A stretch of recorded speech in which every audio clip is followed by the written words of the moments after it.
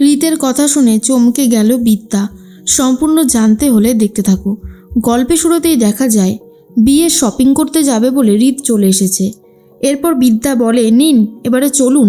কিন্তু এই যে বিদ্যা রীতকে আপনি আপনি করে ডাকে, সেটা একদমই রীতের পছন্দ হয় না। আর বলে, এই শোনো, তুমি না আমাকে তুমি করে বলবে, তাতে সম্পর্কটা আরও মাখো মাখো হবে, বুঝেছো? এরপর এই বিদ্যার ফোন আসে, আর ফোন করেছে কাশ্যপ ব্যানার্জি। বলে, কালকে যেই ব্যাপারটা শ্রাবণ ঘটিয়েছে তার জন্য সরি, আমি তোমার কাছে ক্ষমা চাইছি।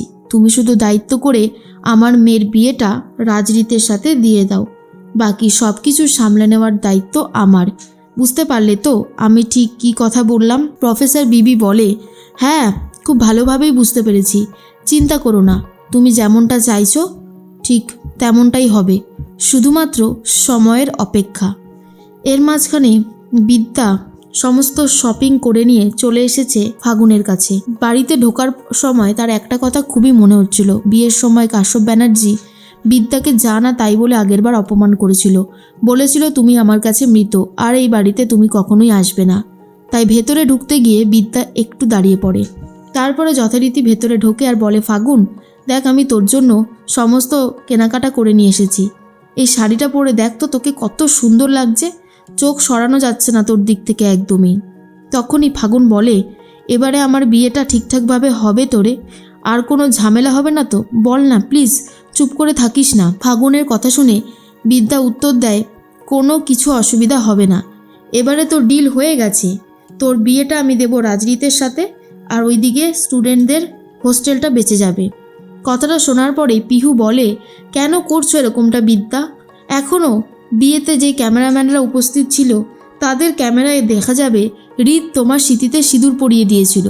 বিয়েটা তোমার সাথে হয়েছে, তুমি বুঝতে পারছো নাকি বুঝতে পারছো না, কোনটা? আর এটা শোনার পরে বিদ্যা বলে, কাকিমণি এ সমস্ত কথা বলে আর কী বা লাভ আছে? দেখো, আমি আমার স্টুডেন্টদের জন্য সব করতে পারি। রাজরীতের সাথে ফাগুনের বিয়েটা দিলে যদি হোস্টেলটা বেঁচে যায় তো যাক না, সমস্যাটা ঠিক কোথায়? তখনই কাকিমণি বলে, আদেও হোস্টেলটা বেঁচে যাবে তো? আমার কিন্তু কোনোভাবেই মনে হয় না, সেজন্যই তোমাকে বললাম এবার বাকিটা দায়িত্ব তোমার। তখনই বিদ্যা বলে, বাবা আমাকে কথা দিয়েছে, আর যে কথা দিয়েছে সে কথা নিশ্চয়ই রাখবে। এর মাঝখানেই ফোন করেছে রাজরীত আর বলে, আপনার সাথে একটু কথা ছিল ম্যাডাম।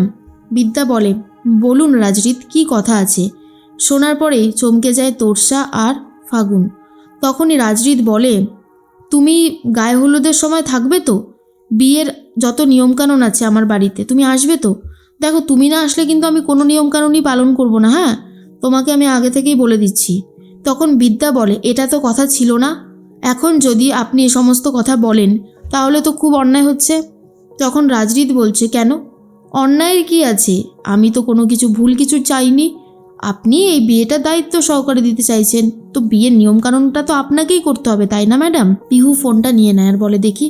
তখন রাজরীত বলে, আমি শুধুমাত্র বিদ্যার স্মৃতিতে সিঁদুর দিয়েছি, আর বিয়েটা আমি বিদ্যাকেই করব।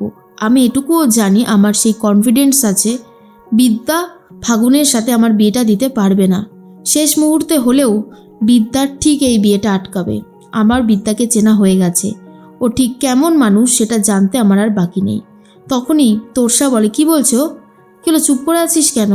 পিহু বলে, দিদি ভাই, রীত এটাই বলল যে বিদ্যা নাকি শেষ পর্যন্ত ফাগুনের সাথে বিয়ে দিতে পারবে না রাজরীতের, রাজরীতকেই নিজে বিয়ে করবে বিদ্যা। ফাগুন বলে, না, এমনটা কিছু হবে না, রাজরীতের সাথে যদি কারোর বিয়ে হয় তাহলে আমারই হবে। কিরে, তুই চুপ করে আছিস কেন, বল।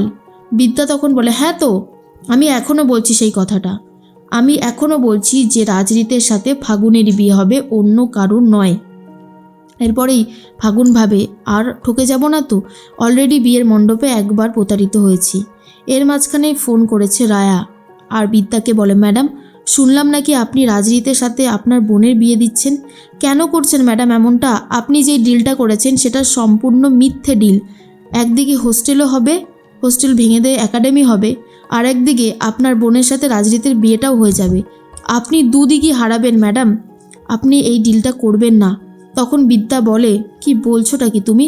এরপরেই রায়ের ফোনটা কেড়ে নেয় তার দাদু আর বলে, শোনো, তুমি কারোর পারিবারিক ব্যাপারে থাকবে না, তোমার কারোর পারিবারিক ব্যাপারে থাকার কোনো অধিকার নেই।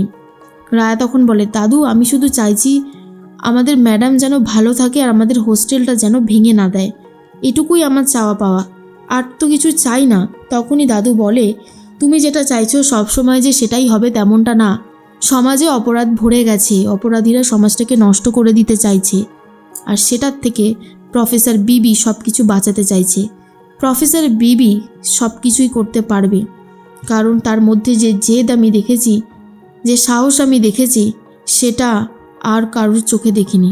এরপরে কাকিমণি বলে, বিদ্যা এখনও সময় আছে, এখনও তুমি আর একটা বার ভেবে দেখো, রাজরিতকে তুমি ভালোবাসো, তুমি ফাগুনের সাথে ওর বিয়েটা দিতে পারবে না।